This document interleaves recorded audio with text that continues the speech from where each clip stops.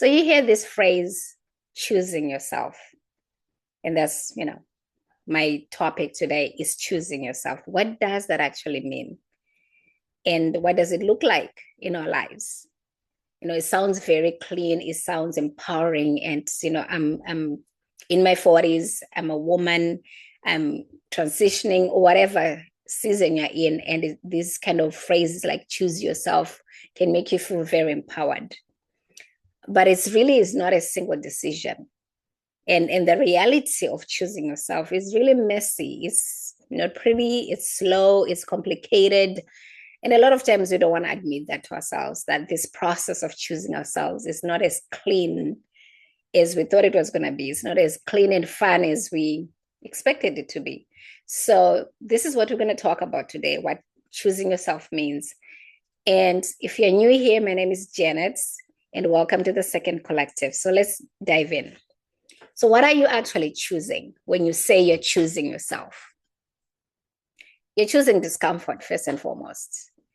You're either going to live a life where you are constantly saying yes to things you don't really want to say yes to. You are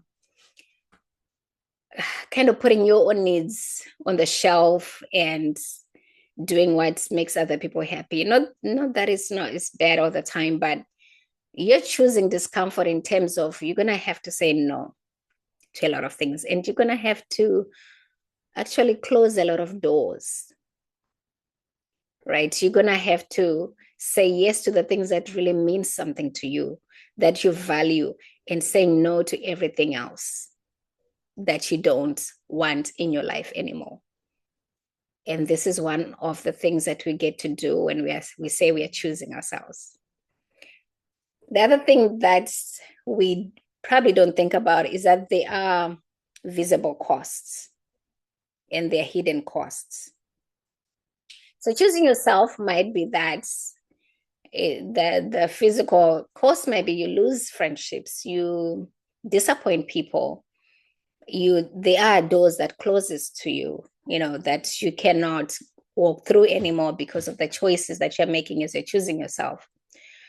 But if you don't choose yourself, there is the hidden cost of what is happening, what you not choosing yourself is doing to the internal you, to the inner you, which is usually bitterness and exhaustion and anger and all these emotions that we have, to the point that we actually don't feel like ourselves anymore. But again, when we choose ourselves, these are the things we have to look into. Something else is that you're choosing your future self. So you're becoming this woman, you're becoming this person that you want to become. And you're now choosing to protect your energy. You're now choosing to protect your time, your space. And you're starting to make all these decisions is, that this woman you want to become matters. So you're starting to make decisions from that space, from that place in your life. And so this is choosing that future self over the present comfort. Like a lot of habits and things that we're used to, how we've lived our lives, is, a lot of times just became a habit. So when we're choosing ourselves, we're choosing the future self, the person we want to become. And then we are letting go of the person that we are now, or whatever it is that we're doing that is not in alignment with the person that we want to be.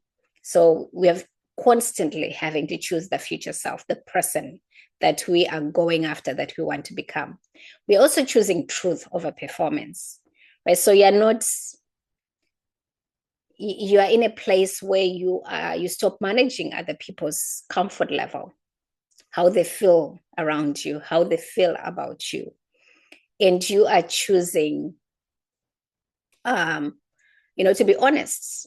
And this can be a very hard shift to make in transition, in pivoting, in going after your second acts and becoming this woman that you want to be, is that you've lived a whole lifetime, a lot of times, of pleasing people, of doing things for people. And people have become accustomed to it. People are used to you performing these roles that are in your life. And when you start choosing yourself, some of those roles you don't want to perform anymore. You really want the truth. You really want to live out the truth. You want things that are valuable to you, that you value. And you stop trying to make everybody comfortable. You stop making yourself small to make other people feel comfortable around you. You just go after the honesty and truth of who you are and who you want to become. So these are the things that the course, I think that what it is that you're actually choosing. But then there's this strange quietness that follows this decision to choose yourself. And because before we are so performing, we're performative, we are trying to be productive, we are serving other people. And again, nothing wrong with that, because for every season, there's things that we get to do. But once you stop doing that, once you stop filling your time with trying to be productive, trying to service everybody, trying to make everybody happy, there comes this disorienting silence, right? In the instincts you and I tend to have in this second act is that we want to fill that up with something. And a lot of people are uncomfortable with silence. They don't even want to be by themselves. That's why we're always on our phones, always on some screen, because we cannot stand the silence, the silence that comes with just being with yourself, with nothing else or no one else. So you're not sure what to do with your time. And it feels wrong, right? It feels wrong at first because this space, it feels strange because it's not filled with all the activities, not filled with all the serving, it's not filled with everything else that we tend to fill our time with. And I think understanding that this happens, this quiet silence happens in this process of choosing ourselves, and that you at times don't even know who you are without all the doing and the roles. So you're really trying to figure that out, because for years your identity has been around the roles. You being useful to other people, you being useful in your business, you being useful in your family, in your marriage, with your children, with your friends, with family. I mean, you name it, you were that useful, productive person. And you come to this place where you are choosing yourself, that you're like, I don't even know who I am without all the doing that I've been doing. I don't know what that looks like for me. So it's important at that time to realize that the silence is important, and to step back and to really start learning to be comfortable in the silence, being comfortable in the fact that you don't know who you are without all these things. And also the fact that, some days are going to feel like freedom as we're choosing ourselves. And some days will feel like you made a terrible mistake. I think this is something we all go through when you make a decision, especially a life-changing decision, is that there are times you're sitting there and you're just like, oh my gosh, what have I done today? This decision was probably not a good decision. And you're having all these thoughts of doubts and fear, and you are kind of going through the roller coaster of, yeah, I'm happy I'm doing this, and I'm so lonely, and it's not what I thought. Again, these are things to be aware of as you make the choice to start saying, I'm choosing myself. And then there's the grief that comes that people don't actually want to address in the choosing of ourselves. I think the first grief is the fact that we actually do mourn the version of ourselves we used to be, no matter how horrible that person was, or no matter what mistakes, whatever. There was some comforts we all had in the person we used to be, when we didn't choose ourselves, when we were that other woman, or whoever we were, when we're trying to build the life that we have, right? There's some comfort in knowing, I guess, something that you're used to, than going into this new version of yourself. So there's a mourning process that we all have to admit, that we need that time to grieve over the version of ourselves that we've outgrown, right? So you realize that woman that used to be wasn't wrong. She She did what she had to do at that time with all the knowledge she had and the season she was in. But now she's gone. And that loss is actually real. It's something that we feel and sense. And it can be confusing because they're like, I want to become this person. Why am I mourning that?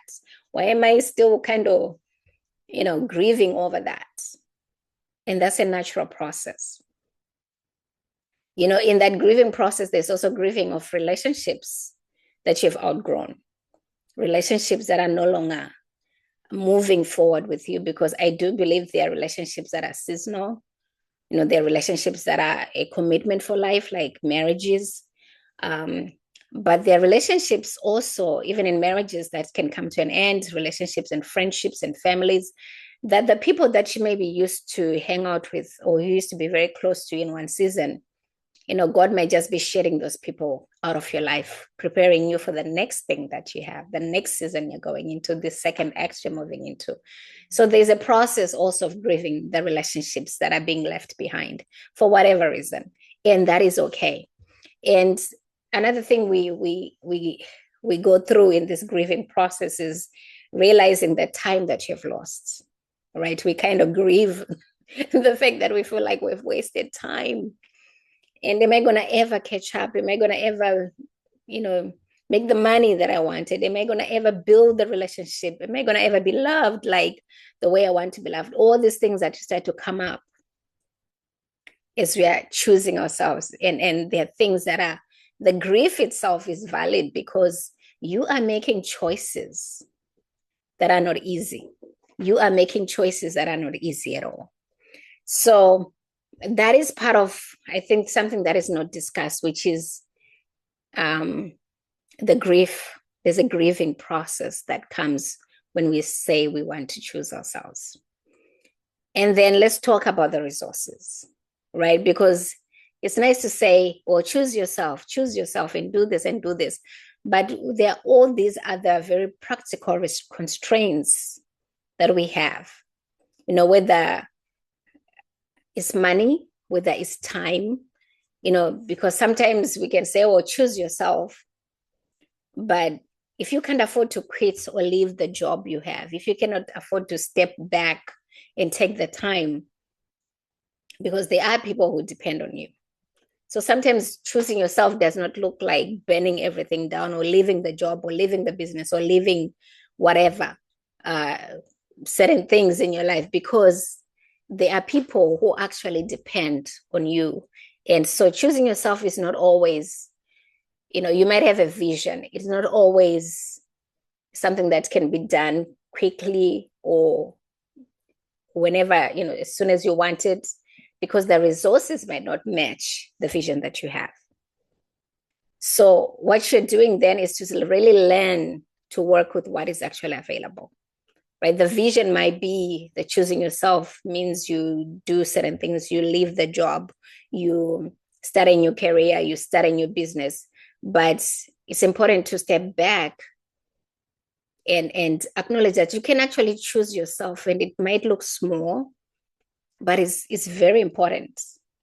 Right? So you might not be able to make the big change of changing careers and jobs and businesses and starting something new in the choosing of yourself, but maybe just taking the time in the morning, 20, 30 minutes before anyone else wakes up, and just having that time to yourself is actually choosing yourself. Right? So it doesn't always have to look big and dramatic, because sometimes we feel like things have to look dramatic for there to be the change. There can be very small steps. Right? It can be saying no to one thing instead of 10 things. It can be saying, I want to now practice this value that matters to me, and taking one step in the direction of implementing that value in your life. It does not have to be dramatic. And also the other thing is that we don't want to wait. We don't want to stop and wait for the perfect conditions too, because there's no perfect condition is ever going to appear. So instead of like, okay, I don't have the money, I don't have this, I don't have that, and our focus is on what we don't have before we even make the choices to choose ourselves and move forward. we don't want to wait for perfect conditions. We look at what we have, what's available, and we choose, because choosing yourself is more of the internal work than it is the outside. The outside will reveal itself and will show up, but a lot of the times it's really starting with the internal work. And a lot of the internal work, you can go ahead and start working on that. So it's being showing integrity to yourself, honoring yourself, respecting yourself. And you don't need to wait for the money or the perfect condition or whatever to do this thing. You can just start small with those inner things that you can do. And I would say the last thing on choosing ourselves, I think one of the biggest thing is the relationships that shifts or end. Now, we kind of, talked about this before, but in this choosing yourself, a lot of unspoken agreements between friendships, between relatives, between family members, between co-workers. There are all these unspoken things that are going on in our relationships. And a lot of that changes the moment you decide you're going to choose yourself. Right. And not because you did anything wrong, not because they necessarily did anything wrong. It's just that you are in a place where you not wanting to carry any more emotional baggage from people and from relationships. So the choosing of yourself will really mean that a lot of relationships in your life will shift. Even I think most of all, the relationship with yourself. Because when you start to choose yourself, there's that shift that happens in the relationship with yourself, how you treat yourself, how you see yourself, how you own and respect yourself. I think that really is one of the things that needs to change. As I was talking about the inner work, that needs to change first is that how do you treat yourself? Do you love yourself? Because choosing yourself is also loving yourself so that you're able to love others without being drained, without feeling bitterness, without anger, without frustration. Right? In that process of relationship shifting, you also stop explaining yourself. You stop having to explain yourself, your decisions, your desires, your wants, your whatever. You just realize I don't have to explain myself because I really don't owe anyone an explanation. Right? For us believers, God is the one that I really need to check in with, and not really everybody else, not at this stage in my life, not in my second act. So as the relationship are shifting as well, there's now you learning the difference between support and tolerance. Like a lot of things you might have tolerated before are just not going to be tolerated. You're just not going to tolerate that. A certain way you were treated, you might not just tolerate that anymore. And you can support people, you can help family members and friends and everybody else, but knowing the difference that, okay, this is the support I'm going to give, and the support is not going to drain me. It's not going to compromise who I am, but I'm willing to support, and I have boundaries on the support that I give to others so that it doesn't affect me and doesn't drain me. And I think even in the relationship shifting, the main thing that will also happen is the fact that there's loneliness. And this is not talked about enough, but when you start choosing yourself and just stepping out of old patterns, you're stepping out from the person you used to be to this person that you want to become. Not everybody's going to be on board with that, and not everybody's going to be happy. And part of that process can be lonely because you can find yourself in that valley of loneliness as you're making these decisions, and you haven't really, found new friendships in the person you want to become because you're not that yet. So there's a process that you're going to go through, and loneliness is part of that. And then the other thing that happens is that we start to replace performance we actually have to replace performance with something else, right? So whatever we were doing to please people, whatever we're doing because we felt the obligation, and sometimes the obligations are real, they have to be addressed. But a lot of times we're performing, trying to be this person that people think we should be. And we have a narrative that is not even our own, right? We do so many things. And that is, I guess, the wisdom, and I feel like the experience we get as we are getting older is that we get to reflect on our lives and how we've done things and whether we want to continue with that. So what does replace the performance that we've been doing all these years? Right? It's the fact that the emptiness that we feel, the void that we first encounter as we're doing this work, as we are choosing ourselves, is actually space, the space that we need. We stop asking for permission. Again, I covered this before because we don't owe people, any explanation. So we stop asking for permission and we realize we have authority and power of our own lives.